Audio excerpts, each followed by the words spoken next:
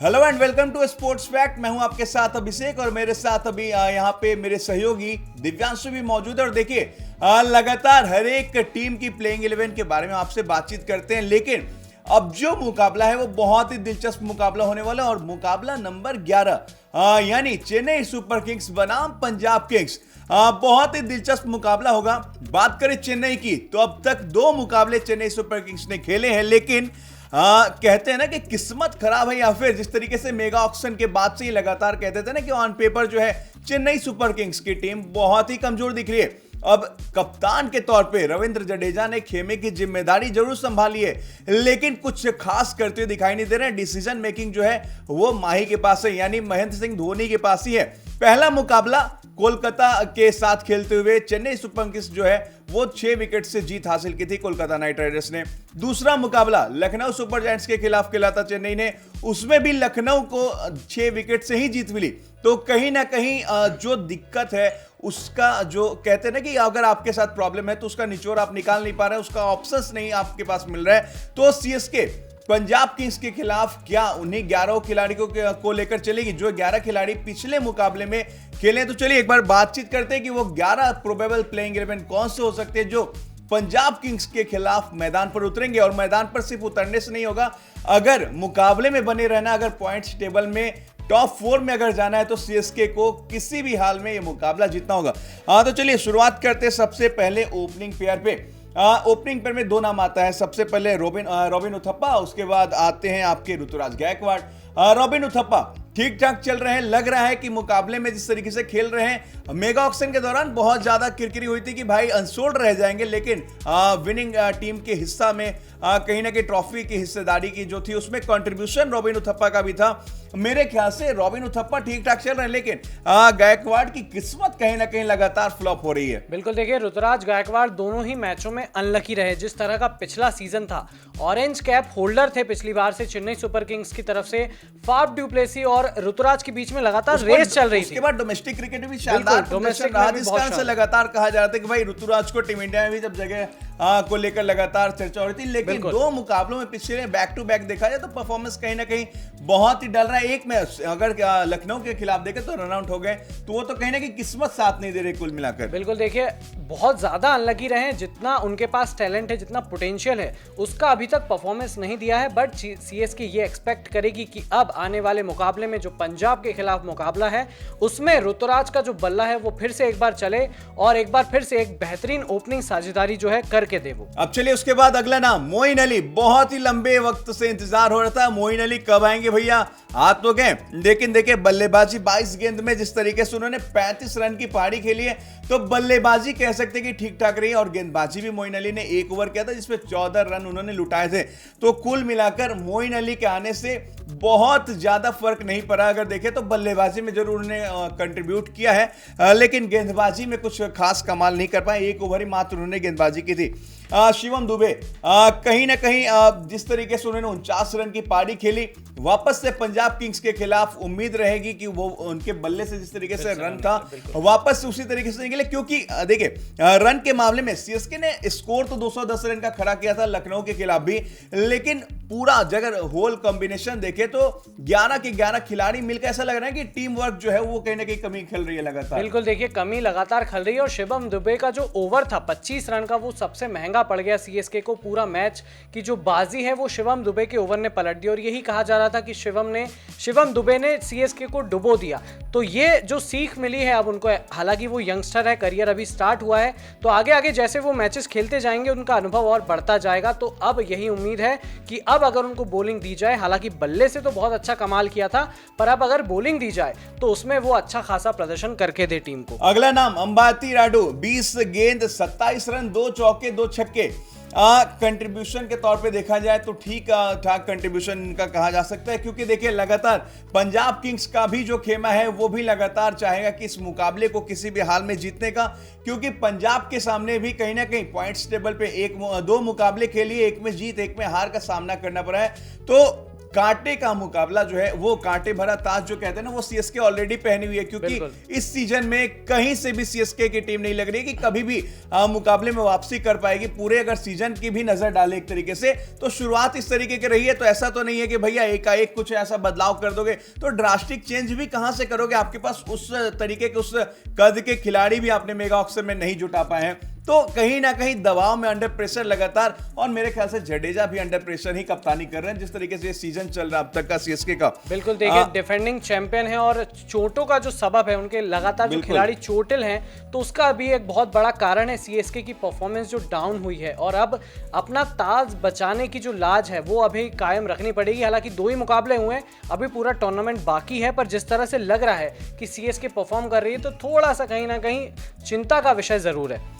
चलिए, अगला नाम, कप्तान के तौर पे जिम्मेदारी संभाल रहे हैं, लेकिन कहते हैं ना कि एक ऐसा शब्द आता है कि बखूबी अपनी जिम्मेदारी संभाल रहे हैं, ऐसा मैदान पर नहीं दिखाई दे रहा है। और गेंद और बल्ले दोनों की अगर बात करें तो बल्लेबाजी में 9 गेंद में 17 रन बनाए जरूर, क्योंकि निचले क्रम पे आते हैं बल्लेबाजी करने, तो वहां में बल्लेबाजी ठीक ठाक रही। लेकिन अगर गेंदबाजी की बात करें तो सिर्फ 2 ओवर की गेंदबाजी की है जडेजा ने, और विकेट जो है उनके हाथ नहीं लग पाया। तो कहीं ना कहीं जडेजा 2 ओवर में 21 रन जिस तरीके से दिए उन्होंने, लेकिन विकेट नहीं निकाल पा रहे हैं। जड्डू पिछले मुकाबले की आपके बात कर रहे हैं, क्योंकि जो लेटेस्ट परफॉर्मेंस रहती है खिलाड़ी की, उसी से कहीं ना कहीं उम्मीद बनाते हैं कि अगला मुकाबला जो है वो इस खिलाड़ी की तरफ से कैसा प्रदर्शन की उम्मीद कर सकते हैं, किस तरीके के जो परफॉर्मेंस है, क्योंकि नाम बहुत बड़े हो जाते हैं जडेजा अपने आप में, लेकिन कप्तान के तौर पे लगातार फ्लॉप हो रहे हैं। तो कहीं ना कहीं जडेजा के लिए खुद के लिए चिंता का विषय जरूर है, लेकिन साथ ही साथ चेन्नई सुपर किंग्स के लिए कहीं ना कहीं साख दांव पे है, क्योंकि पिछले सीजन की चैंपियन टीम रही है, तो इतने हल्के में तो कोई भी विपक्षी टीम नहीं लेती। लेकिन जिस तरीके से स्क्वाड देख लीजिए, पूरी की पूरी आप प्लेइंग 11 देख लीजिए, वो कहीं ना कहीं लगातार सवालों के घेरे में कि ऐसा परफॉर्मेंस अगर जारी रहता है तो फिर सीएसके कहां तक जाकर टिक पाएगी। देखिए सर जडेजा कहा जाता है, और इंटरनेशनल क्रिकेट में जिस तरह से परफॉर्म किया है, टेस्ट सीरीज हो, वनडे सीरीज हो, T20 सीरीज हो, तो आईपीएल के शुरू होने से पहले काफी ज्यादा उम्मीदें थी, और ज्यादा उम्मीदें तब बढ़ गई जब महेंद्र सिंह धोनी ने उनको कप्तानी सौंप दी। तो अब उन्हें अपने आप को साबित करना होगा, बल्लेबाजी से, बॉलिंग से, और साथ ही साथ कप्तानी से भी। अगला नाम महेंद्र सिंह धोनी। देखिए, कप्तानी बस कागजों पर छोड़ी है माही ने, क्योंकि मैदान पर लगातार विकेट के पीछे से जो इंस्ट्रक्शंस देने का काम होता है, वो सारी की सारी जिम्मेदारी, जवाबदेही कह सकते हैं कि सीएसके के खेमे का अभी भी माही ही उठा रहे हैं। और इसलिए लगातार आपसे कह रहे हैं कि आखिर जब यही हालत थी तो क्यों जडेजा को लगातार, हम इसलिए सवाल इसलिए उठता है ना, क्योंकि जब माही है मैदान पर तो आप अपने अंडर में जडेजा को ग्रूम कीजिए, लेकिन ऑन पेपर जो नाम आ जाती है ना, तो कहीं ना कहीं आगे जब भी भविष्य में जडेजा का नाम आएगा तो ये होगा कि आईपीएल में कप्तानी जरूर मिली थी, लेकिन आगाज जो था कप्तानी का जडेजा को, वो अच्छा नहीं था। लेकिन माही की बल्लेबाजी की बात करें, पिछले मुकाबले में यानी कोलकाता के खिलाफ अर्धशतक लगाया था माही ने, शानदार बल्लेबाजी की थी, और लखनऊ के खिलाफ माही ने 6 गेंदों में 16 रन बनाए। और आते ही जिस तरीके से हिटिंग एबिलिटी है माही के पास, जो काबिलियत जो है उसकी, मतलब अपने तरफ से पूरी तरीके से अपना 100% महेंद्र सिंह धोनी बतौर बल्लेबाज जब मैदान पर जरूर दे रहे हैं। बिल्कुल, देखिए पहली बार उन्होंने अपनी पारी का आगाज जो है छक्के से किया है, तो ये अपने आप में बहुत बड़ी बात है। जिस तरह के 40 की उम्र में अगर वो इस तरह की बैटिंग कर रहे हैं, तो अभी भी लगता है कि क्रिकेट काफी कुछ ज्यादा बचा हुआ है। और अगर बात करें कप्तानी की, तो वो अलग ही दिख रहा है पूरी फील्ड पर कि महेंद्र सिंह धोनी जो है पूरे गेम को चला रहे हैं। हमने लास्ट के ओवरों में देखा था कि ब्रावो के ओवर के बाद वो डिस्कशन करने पहुंचे, उसके बाद शिवम दुबे को ओवर दिया गया, और वहीं अगर रविंद्र जडेजा की बात करें तो वो बाउंड्री पर खड़े नजर आए। तो कहीं ना कहीं कप्तानी माही कर रहे हैं, पर कागजों पर या टॉस में जो कप्तानी है वो जडेजा की हो रही है। चलिए अब निचले क्रम में गेंदबाजी क्रम की बात करते हैं। प्रिटोरियस की अगर गेंदबाजी की बात करेंगे तो जिस तरीके से उनकी गेंदबाजी रही है, 4 ओवर का स्पेल उन्होंने पूरा किया है अपना, उसमें 2 विकेट जो है उन्होंने निकाल कर दिए हैं। 4 ओवर 31 रन और 2 विकेट। तो कहीं ना कहीं गेंदबाजी के मामले में ठीक ठाक गेंदबाजी रही है। और पंजाब के खिलाफ कहीं ना कहीं देखिए, वहां भी आपको देखना होगा मयंक अग्रवाल, शिखर धवन, ऐसे तमाम खिलाड़ी हैं जो लगातार चढ़ाई करेंगे सीएसके के गेंदबाजों पर, क्योंकि उनको पता है कि टीम जो है लगातार हार के साथ मैदान पर उतर रही है, तो मनोबल खुद ही गिरा हुआ। लेकिन पंजाब भी अगर पिछला मुकाबला देखे तो वो भी हार के साथ ही आएंगी। तो दोनों ही टीमें लगातार कहीं ना कहीं मनोबल, मोरल जो होगा वो डाउन होगा, लेकिन इसके बावजूद सीएसके के खेमों को थोड़ा संभल के जरूर खेलना पड़ेगा यहाँ पे। बिल्कुल, प्रिटोरियस जो है पहली ही गेंद पर आउट हो गए थे एंड्रू टाई की, तो ये थोड़ा सा उन्हें देखना पड़ेगा पड़ेगा, क्योंकि वो एज एन ऑलराउंडर खेल रहे हैं टीम में। तो अब उन्हें और जिम्मेदारी जो है अपनी उठानी पड़ेगी, रन भी बनाने पड़ेंगे। बॉलिंग तो अच्छी की ही थी, बट आखिर के ओवरों में जो फिनिशर का जो रोल निभाना है उन्हें महेंद्र सिंह धोनी के बाद, तो वो कहीं ना कहीं उन्हें निभाना पड़ेगा। हाँ, अगला नाम डीजे ब्रावो। देखिए डीजे उतना बज नहीं रहा है और सीएसके थिरक भी नहीं पा रही है कहीं ना कहीं। हाँ, तो उम्मीद करेंगे 4 ओवर में 35 रन दिया था डीजे ब्रावो ने और 1 विकेट निकाल कर जरूर दिया था सीएसके के लिए, लेकिन इस तरीके की प्रदर्शन की उम्मीद इन जैसे खिलाड़ियों से नहीं करते। थोड़ा अपने आप को थोड़ा सा मैदान पर दिखाना होगा, अपना हुनर दिखाना होगा, अपना जलवा दिखाना होगा, ताकि विपक्षी टीम जो है वो आपसे थोड़ा सहमे, क्योंकि आप नाम बहुत बड़े हैं और आपके पास गेंदबाजी की जो शैली है, जो रिकॉर्ड्स है आपके बहुत ही बेइंतहा, आपसे लोग जरूर प्यार करते हैं, लेकिन आपका परफॉर्मेंस उस लिहाज से भी होना चाहिए। बिल्कुल, पूरे आईपीएल हिस्ट्री में highest wicket taker DJ Bravo बन गए हैं। पिछले ही मैच में उन्होंने लसित मलिंगा का 170 विकेट्स का जो रिकॉर्ड तोड़ा है, अब ब्रावो के नाम 171 है, तो उसे कहीं ना कहीं जस्टिफाई करना पड़ेगा। इतना एक्सपीरियंस लेकर आते हैं टीम में और खासकर धोनी का बहुत ज्यादा भरोसा है डीजे ब्रावो पर आखिरी के ओवरों में। तो जिस तरह से पिछली बार जो गलतियां हुई कि पहली स्पेल खत्म हो गया, तो ये गलतियां सीएसके को अब दोहराने से बचना पड़ेगा अगर आगे के मैचों में उन्हें जीतना है तो। चलिए अगला नाम जो है वो हम आपके सामने रखने जा रहे हैं मुकेश चौधरी का। 3.3 ओवर की गेंदबाजी इन्होंने की पिछले मुकाबले की अगर बात करें और 39 रन दिए, तो मेरे ख्याल से मुझे लग रहा है कि थोड़ा महंगा ओवर जरूर इनका साबित हुआ, विकेट के मामले में भी शून्य रहा है।